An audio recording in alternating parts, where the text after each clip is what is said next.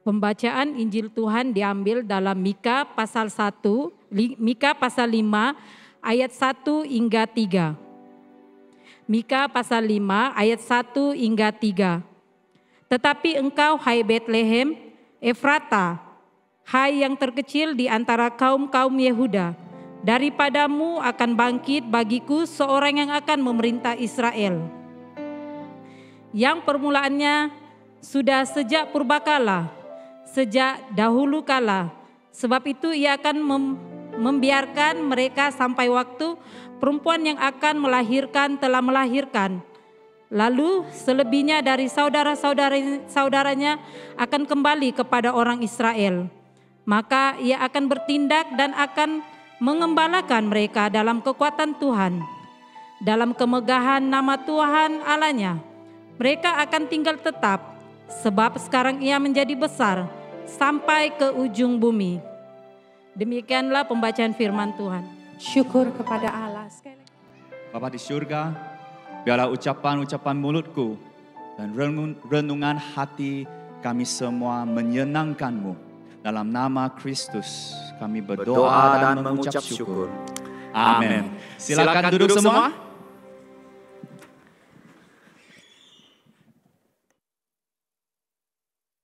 Nah, kita baru saja menamatkan siri khotbah bulan misi kita, yaitu berkongsi Injil di dunia hari ini. Dan kini kita berada dalam siri khotbah Christmas 2023. Dan seperti yang ditonton dan dalam video dan juga ditulis di muka depan buletin, itu nama saya lah, kalau kamu tidak tahu. Tema kita untuk Christmas pada tahun ini ialah Raja yang Sejati. Jadi kata bersama-sama, Raja yang Sejati. Raja yang sejati. Hebat. Jadi dalam minggu-minggu akan datang sehingga hari Christmas, kami akan menghuraikan sedikit demi sedikit siapakah Raja Sejati ini dan bagaimana kelahiran dan juga pemerintahannya penting kepada kehidupan kita semua di bumi dan juga dalam kekekalan. Jadi untuk khotbah yang pertama ini kita akan melihat buku Mika. Tetapi saya rasa kebanyakan kita mungkin lebih biasa mendengar petikan ini dalam petikan yang lain, yaitu yang tercatat di dalam Matius 2, 1 hingga 6. Mari kita tengok di sini. Sini berkata, sesudah Yesus dilahirkan di Bethlehem di tanah Yudea pada zaman Raja Herodes, datanglah orang-orang Majus dari timur ke Yerusalem dan bertanya-tanya, di manakah dia raja yang orang Yahudi yang baru dilahirkan itu? Kami telah melihat bintangnya di timur dan kami datang untuk menyembah dia. Ketika Raja Herodes mendengar hal itu, terkejutlah ia beserta seluruh Yerusalem. Maka dikumpulkannya semua imam, kepala dan ahli Taurat bangsa Yahudi. Lalu dimintanya keterangan dari mereka di mana Mesias akan dilahirkan. Mereka berkata kepadanya, di Bethlehem di tanah Yudea, kerana demikianlah ada tertulis dalam kitab Nabi. Dan engkau, Bethlehem, tanah Yehuda, engkau sekali-kali bukanlah yang terkecil di antara mereka yang memerintah Yehuda. Kerana daripada mula akan bangkit seorang pemimpin yang akan menggembalakan umatku Israel. Dengan kata lain, apa yang dibacakan kepada Raja Herodes dalam Matius 2:6 ialah kata-kata yang dicatat di dalam Mika 5:1 tentang Mesias yang dijanjikan. Jadi Tuhan dia memastikan bahwa Yesus dilahirkan di Bethlehem walaupun ibunya dan Yusuf tinggal di Nazareth ketika dia hamil. Ini adalah perlu dan penting kerana Yesus adalah pemerintah yang dinyatakan atau dinubuat dalam Mika pasal 5. Oleh itu, khotbah pertama series Christmas ini ialah Raja yang dijanjikan. Kata bersama-sama, Raja yang dijanjikan. Raja yang dijanjikan. Nah, ada mic lagi. Okey, bagus. Nah, sini ada satu sedikit nota ringkas tentang kitab Mika. Nah, apabila kita membaca Mika, kalau kamu pernah bacanya, kandungannya mungkin mengelilurkan sebab Mika ini dia menulis mengenai ancaman kemusnahan dan janji pengharapan secara bergantian. It keeps on jumping here and there. Jadi dan satu lagi, apabila kita membaca kitab terutamanya macam nabi-nabi ini, selalunya mereka bercakap kepada orang pada zaman mereka. Dan apabila mereka bercakap atau bernubuat tentang masa depan, ia adalah berdasarkan kepada situasi sejarah mereka sendiri pada masa itu. Sebagai contohnya, kalau kita baca dalam kitab Mika, kita akan nampak beberapa rujukan kepada Asyur. Kerana tentara Asyur sedang menyerang pada zaman Mika dahulu. Walau bagaimanapun, nada bergantian antara ancaman kemusnahan dan janji harapan ini mungkin ada satu tujuannya. Dan tujuan ini mungkin ialah untuk menekankan bahawa dengan Tuhan sentiasa ada harapan walaupun dalam masa yang paling gelap. Dan dengan nota-nota ini, marilah kita lihat salah satu janji harapan yang dicatat dalam Mika pasal 5 ayat 1 hingga 2. Di sini dia katakan, tetapi engkau, hai Bethlehem Efratah, hai yang terkecil di antara kaum-kaum Yehuda, daripadamu akan bangkit bagiku seorang yang memerintah Israel, yang permulaannya sudah sejak purbakala, sejak dahulu kala. Sebab itu ia akan membiarkan mereka sampai waktu perempuan yang akan melahirkan telah melahirkan. Lalu selebihnya dari saudaranya akan kembali kepada orang Israel. Nah, untuk poin pertama ini, kita akan lihat kepentingan teks ini kepada orang ramai semasa zaman Mika, dan yaitu sebelum Yesus dilahirkan. Lepas itu baru kita lihat kepentingan atau makna teks ini kepada orang kita hari ini, yaitu selepas kelahiran, kematian, kebangkitan dan kenaikan Yesus, dan sedang menunggu kedatangannya yang kedua kali. Okay, so poin pertama kita lihat teks ini, apa maknanya, maksud dia kepada orang dulu dan nanti baru maksudnya untuk orang kita hari ini. Nah, kita mulakan dengan orang dulu sebelum Yesus dilahir. Dua perkara yang perlu kita perhatikan. Kata bersama-sama, dua perkara. Dua perkara. Berapa perkara? Dua perkara. Peace to you. Okay, satu, yaitu Bethlehem Efratah yang kecil dan pemerintah. Nah, sini ada satu nota sampingan lagi. Bethlehem Efratah ialah nama lama Bethlehem. Kalau kamu baca dalam Kejadian 48 ayat 7, kamu boleh lihat sana ada Efratah, yaitu Bethlehem. Dan maksudnya ialah berbuah. Dan itu perkara pertama. Perkara kedua ialah kita lihat perbezaannya mengenai Bethlehem yang kecil berbanding dengan besarnya yang akan dilahirkan di sana. Jadi Tuhan, kita lihat sini, Tuhan memilih sesuatu yang kecil. Sesuatu yang kecil dan tenang untuk membawa perubahan yang besar dan kesan kepada sejarah dan kekekalan. Dalam erti kata lain, sesuatu yang kelihatan tidak penting, yang sangat kecil, digunakan untuk membawa sesuatu yang sangat penting.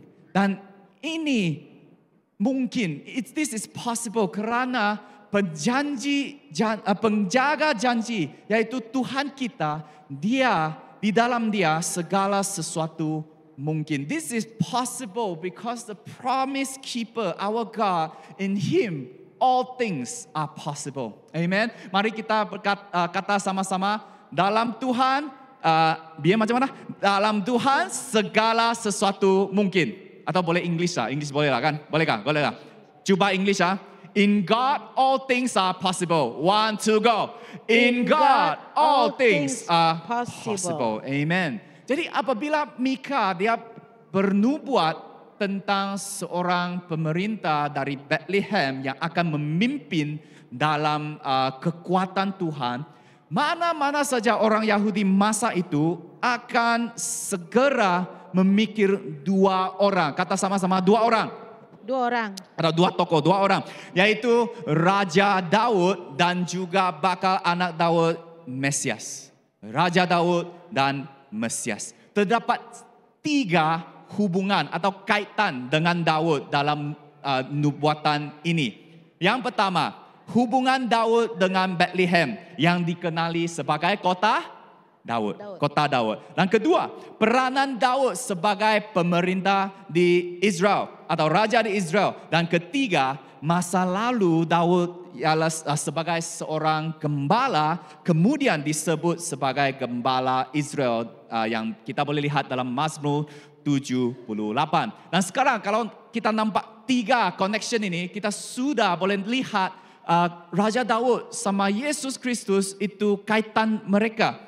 Jadi semua kaitan ini memberi satu jaminan bahwa Tuhan menepati janjinya bahwa Mesias akan datang suatu hari nanti. Nah, mengapa jaminan ini begitu penting kepada orang-orang masa Mika untuk mereka pada masa itu?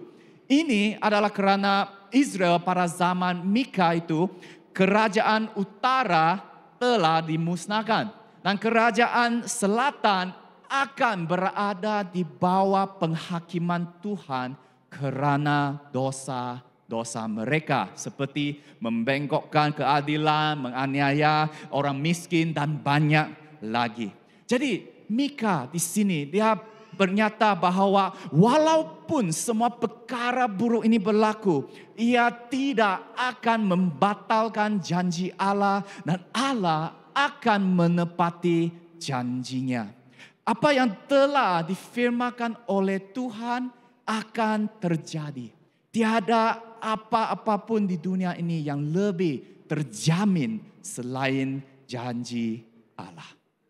Jadi pada hari ini bagi kita yang sedang menantikan kedatangan Yesus kedua kali, kelahiran Yesus pada hari Christmas telah mengesahkan janji-janji Allah. Dan kematian, kebangkitan, dan kenaikan Kristus menyempurnakan keselamatan bagi kita supaya sesiapa yang percaya kepadanya tidak akan binasa, melainkan beroleh hidup yang kekal.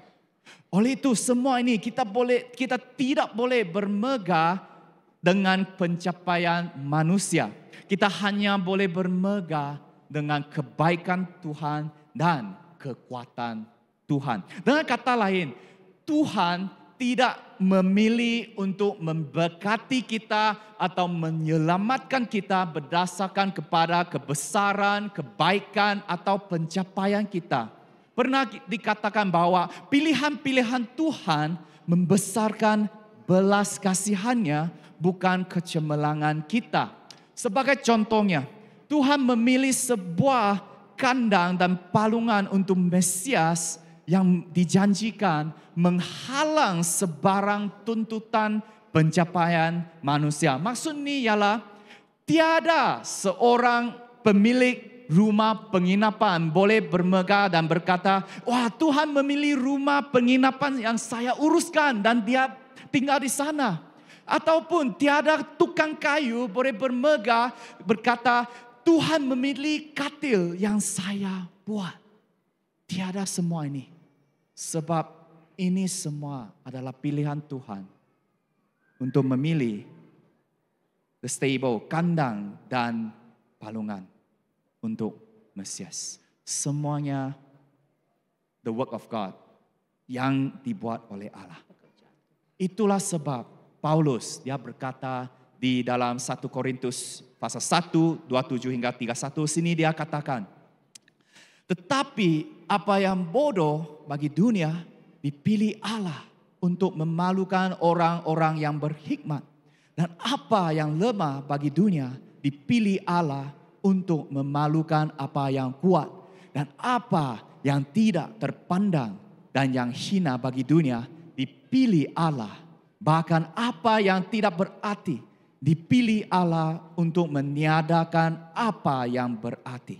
Supaya jangan ada seorang manusia pun yang memegahkan diri di hadapan Allah. Dan ayat 31, kerana itu seperti yang tertulis, ada tertulis, barang siapa yang bermegah, hendaklah ia bermegah di dalam Tuhan. Jadi hal ini menjadi dorongan bagi kita yang rasa, saya sangat kecil, saya tidak penting. Ataupun satu warning bagi kita yang rasa, saya oke Bani, mau rendah hati. Sebab di dalam Tuhan, walaupun kita rasa atau kelihatan kecil, Dia, Tuhan ialah harta yang di dalam diri kita, yang membawa makna terbesar di dalam kehidupan kita. Sama seperti sebuah hadiah Christmas yang dibungkus dalam kotak kecil. Kadang-kala itu kotak besar tidak bermaksud dalamnya bagus tuh, tahu? Jadi ini ialah macam Christmas, hadiah Christmas yang dibungkus dalam kotak kecil, tetapi dalamnya ialah cash voucher di mana ia cukup untuk membayar semua bil kamu, elektrik, air, semua bil kamu, Unify kamu, sampai sepanjang hayat. Halo? Dan lebih banyak lagi. Kamu boleh beli banyak iPhone 15 dan bagi orang lagi. Itulah maksudnya Yesus dalam kita. Oleh itu, percayalah kepada Kristus, Raja yang dijanjikan dan penjaga janji. Bukan itu saja, Dia juga pelindung kita. Mari kita kata bersama-sama, pelindung kita. Pelindung kita. Jadi dalam Mika pasal 5 ayat 3, dia sini menunjukkan bahwa Kristus akan melindungi umatnya dan membawa kedamaian kepada mereka. Sini katakan bahwa maka ia akan bertindak atau berdiri dalam terjemahan lain dan akan menggembalakan mereka dalam kekuatan Tuhan, dalam kemegahan nama Tuhan Allahnya. Mereka akan tinggal tetap sebab sekarang ia menjadi besar sampai ke ujung bumi. Nah, pelindung ini dia tidak secara pasif menunggu umatnya untuk berseru kepadanya. Sebab pertama sekali dia akan bertindak atau berdiri. Dia bukan satu raja yang duduk sana tunggu kamu saja. Tidak, dia berdiri. Dia bersedia untuk bekerja untuk mereka yang mempercayai dia sebagai gembala mereka. Dan kedua, dia akan menggembalakan kawanan dombanya dan menyediakan segala keperluan mereka di padang rumput yang hijau dan di tepi air yang tenang. Dan kita sebagai umatnya boleh berkata dengan yakin seperti Daud berkata, Tuhan adalah gembalaku, takkan kekurangan aku. Dan ketiga, Dia akan melayani kita, menjaga kita, dan memberkati kita dengan kekuatan Tuhan.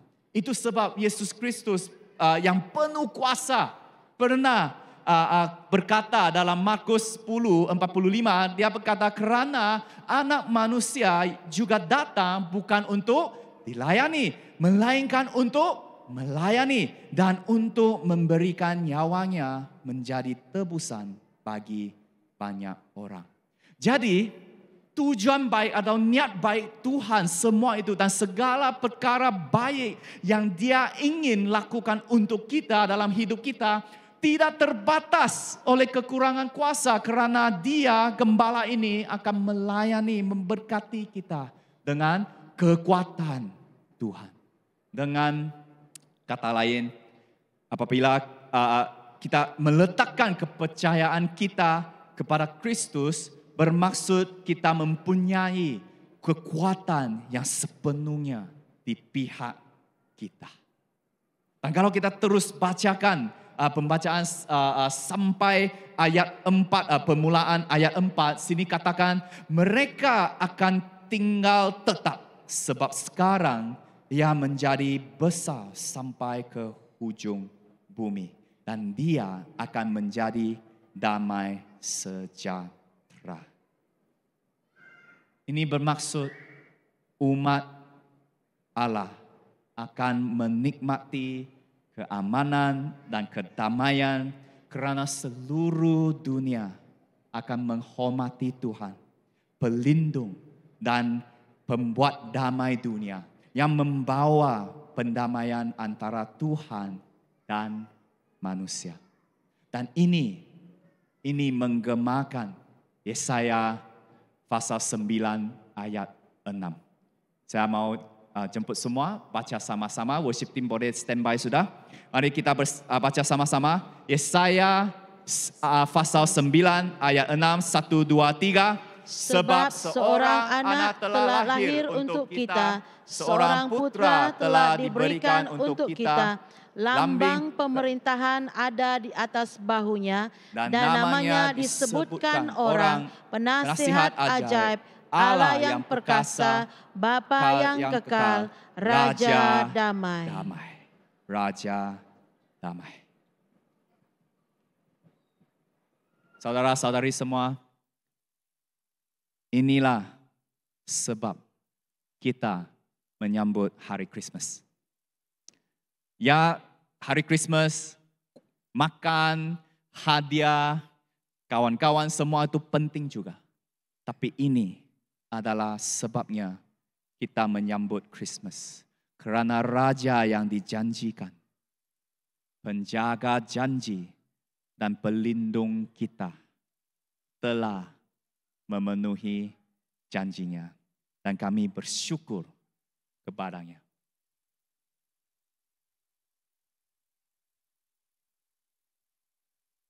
(2023) mau habis sudah. Adakah kita sedia untuk tahun yang baru? Mungkin tahun pada Januari kamu rasa yes, New Year, New Me kan selalu kita kata. Tapi sekarang kamu rasa ya macam sudah, macam tidak boleh sudah. Tapi hari ini, Desember ini, mari kita evaluate, fikir balik. Adakah kita sudah dalam hubungan kita dengan Tuhan sudah jauh kembali kepada Dia? Dia sudah lakukan segalanya untuk kita. Dia hanya ingin kita datang kepadanya. Supaya sebelum akhir tahun ini, kita boleh akhir dengan baik. Kita boleh mula tahun depan dengan, we can start fresh, dengan segar. Dan kita boleh teruskan tahun yang baru dengan kekuatan Tuhan. Amen. Mari kita berdoa. Bapa kami di surga, kami bersyukur atas ketaatanmu, kasih-Mu yang tidak terbatas telah memenuhi segala janji-Mu. Tuhan, tolonglah kami agar kami taat kepadamu dalam kehidupan kami. Dan biarlah lagu ini menjadi respon kami kepada firman-Mu pagi ini dan juga doa kami. Terima kasih Yesus. Dalam nama Kristus kami berdoa.